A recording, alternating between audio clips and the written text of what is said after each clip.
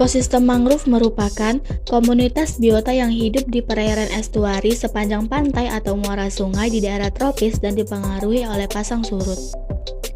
Daerah ini umumnya didominasi oleh tumbuhan dengan kemampuan tumbuh dan berkembang pada perairan asin. Ekosistem ini juga cukup mudah untuk dikenali karena banyaknya pohon bakau yang mendominasi daerah ini. Karena ekosistem mangrove merupakan ekosistem dengan kondisi perairan yang cukup unik, maka biota yang hidup di dalamnya juga memiliki bentuk adaptasi yang disesuaikan terhadap lingkungannya. Pada pohon bakau sendiri, terdapat beberapa bentuk adaptasi yang berguna bagi bakau untuk menyesuaikan diri terhadap kondisi perairan ekosistem mangrove, seperti adaptasi terhadap bentuk akar, bentuk daun, bunga, buah, serta batangnya. Berikut adalah beberapa contoh dari adaptasi morfologi mangrove yang kami temukan ketika melakukan pengamatan langsung di lapangan. Yang pertama ada jenis Rhizopora apiculata. Mangrove jenis ini mempunyai sistem perakaran tunjang di mana akarnya dapat tumbuh hingga mencapai ketinggian 5 meter. Batang dari Rhizopora apiculata berwarna abu-abu tua dan pohon ini dapat tumbuh hingga ketinggian 30 meter. Daun dari Rhizopora apiculata berwarna hijau tua hingga hijau muda pada bagian tengah dan berwarna kemerahan pada bagian ujung. Bentuk daunnya adalah elips menyempit dengan ujung meruncing serta letaknya sederhana dan berlawanan.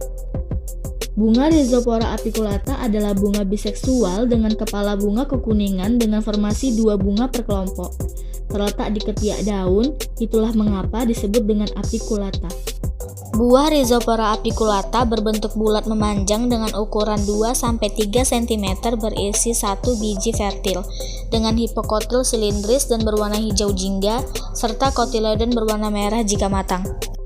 Yang kedua, ada jenis Avicennia officinalis.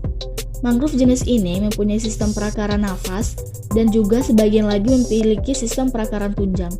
Tapi umumnya jenis ini memiliki sistem perakaran nafas di mana akarnya mencuat dari dalam tanah membentuk kerucut. Batang Avicennia officinalis adalah kulit kayu dengan bagian luar halus berwarna hijau keabu-abuan sampai dengan abu-abu kecoklatan dan berlentisel.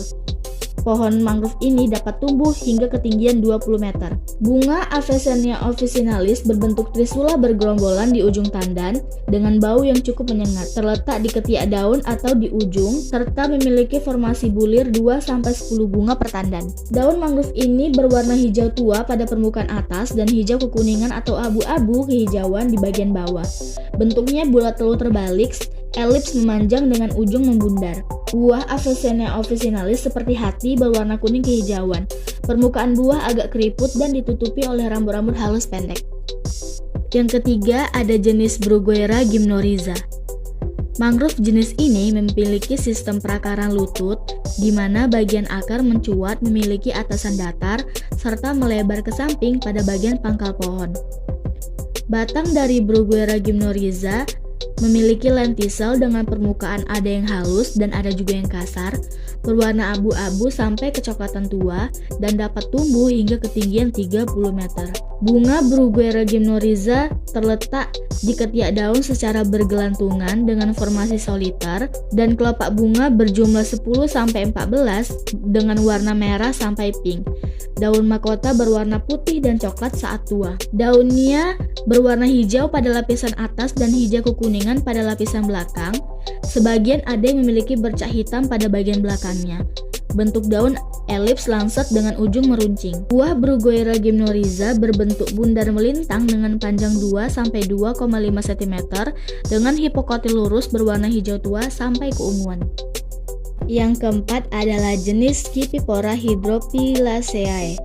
Mangrove jenis ini mempunyai sistem perakaran tunjang dan dapat mencapai ketinggian akar sampai dengan 3 meter. Batang mangrove ini memiliki kulit yang kasar dengan warna coklat, serta cabang termudanya terdapat resin. Buah Scipipora hydropilaceae berbentuk silindris, berwarna hijau sampai coklat, dan terdapat sisa daun kelopak bunga.